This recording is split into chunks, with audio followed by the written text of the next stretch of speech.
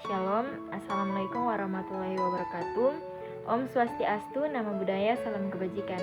Perkenalkan, nama saya Hanafi Bimailim. Saya mahasiswa aktif dari Universitas Pembangunan Indonesia Manado, kelas A3 Fakultas Keperawatan semester 5. Pada saat ini saya akan melakukan video tentang diabetes mellitus untuk memenuhi tugas UAS Keperawatan Medikal Bedah 3 dengan dosen pengampu nurse Yani Lonto, Eskep, MK. Definisi diabetes mellitus merupakan gangguan metabolisme dari distribusi gula oleh tubuh. Penderita diabetes tidak bisa memproduksi insulin dalam jumlah yang cukup, atau tubuh tak mampu menggunakan insulin secara efektif, sehingga terjadilah kelebihan gula di dalam darah. Kemudian DM dibagi menjadi 4 tipe, yaitu DM tipe 1, DM tipe 2, DM gestasional, dan DM tipe lain. A. Diabetes mellitus tipe 1. Diabetes tipe 1 terjadi karena penghancuran sel BEM autoimun. Biasanya menyebabkan defisiensi insulin absolut. Kemudian B. Diabetes mellitus tipe 2. Diagnosa tipe 2 terjadi karena menurunnya produksi insulin sel BEM yang sering terjadi karena latar belakang resistensi insulin. Diabetes mellitus gestasional. Diabetes mellitus gestasional adalah diabetes yang terdiagnosa pada trimester kedua atau ketiga kehamilan yang tidak terlihat jelas saat sebelum kehamilan. Kemudian yang terakhir D.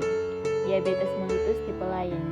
Diabetes mellitus tipe lain terjadi karena penyebab lain, misalnya sindrom diabetes monogenik seperti diabetes neonatal dan diabetes yang mulai terlihat pada usia muda. Kemudian penyakit pada pankreas, eksokrin seperti fibrosis kistik, dan obat-obatan atau yang diinduksi oleh bahan kimia diabetes seperti penggunaan glukokortikoid dalam pengobatan HIV atau AIDS atau setelah transplantasi organ. Kemudian ada patofisiologi, yaitu yang pertama A. Diabetes mellitus tipe 1. DM tipe 1 adalah diabetes yang sering terjadi karena pankreas tidak dapat atau kurang mampu membuat insulin sehingga tubuh kekurangan insulin, atau bahkan tidak memiliki insulin sama sekali. Dengan demikian, gula tidak dapat diangkut ke dalam sel dan menumpuk dalam peredaran darah. Penyakit ini biasanya timbul di usia anak-anak atau remaja dan bisa terjadi pada pria maupun wanita. Biasanya, gejala diabetes tipe ini timbul secara mendadak dan bisa bersifat berat sampai menimbulkan koma apabila tidak segera ditolong dengan suntikan insulin. D. Diabetes mellitus tipe 2. Pada DM tipe 2, pankreas masih bisa membuat insulin, tetapi dengan kualitas yang buruk dan tidak dapat berfungsi dengan baik, sehingga glukosa darah meningkat. C. Diabetes mellitus gestasional. DM tipe ini terjadi karena pembentukan beberapa hormon pada wanita hamil yang menyebabkan resistensi insulin. Kemudian D. Diabetes mellitus tipe lain. DM tipe ini terjadi karena sekunder atau akibat dari penyakit lain yang mengganggu produksi atau kerja insulin. Kemudian secara singkat, faktor-faktor yang mempertinggi resiko DM adalah faktor resiko A.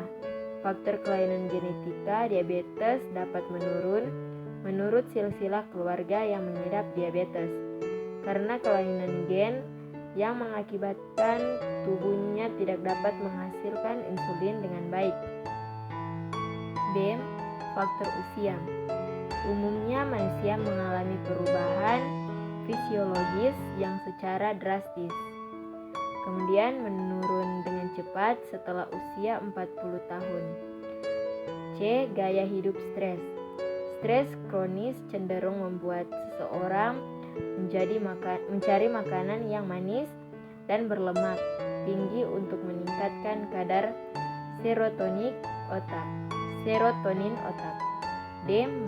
Pola makanan yang salah, kurang gizi, atau kelebihan berat badan sama-sama meningkatkan risiko terkena diabetes. Kemudian, komplikasi.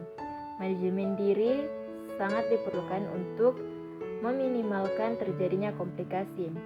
Komplikasi DM ini dapat memengaruhi nyari setiap organ dalam tubuh, termasuk jantung dan pembuluh darah, mata, ginjal, saraf, saluran pencernaan, gigi, dan gusi.